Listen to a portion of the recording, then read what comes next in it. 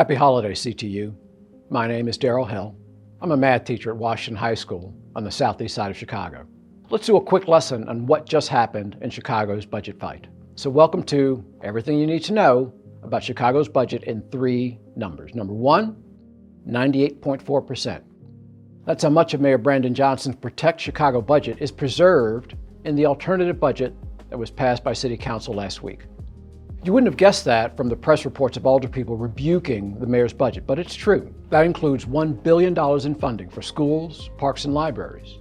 That also includes funding for youth jobs, gender-based violence programs, raises for early childhood workers, violence prevention programs, and so much more. It's also important for what it doesn't include: no property tax increases and no increases to garbage fees. Instead, the budget raises revenue by taxing big tech companies through a cloud computing tax and a social media tax. Which brings us to the second number, $163 million.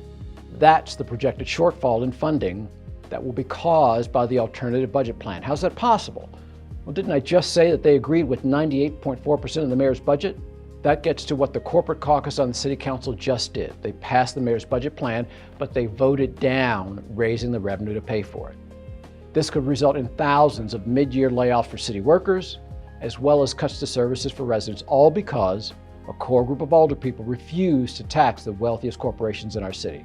The alternative budget also proposes selling off debt to private predatory debt collection agencies, essentially taxing the poor, something that would add even more stress on working families already struggling with higher property taxes and healthcare costs. The last number you need to know, 80%. That's the percentage of Chicagoans that believe wealthy corporations should be taxed more in order to keep healthcare, schools, and other city services affordable for working people. Despite that, 62% of Chicago's alders just voted to protect wealthy corporations instead of listening to their constituents. These alders were more worried about corporations paying a little more than they were about working families losing their homes or not being able to go to the doctor.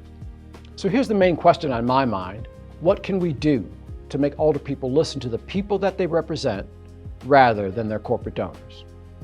The thing that kept us moving forward during this budget fight was popular pressure on our alderpeople from workers, community groups, youth, and faith leaders.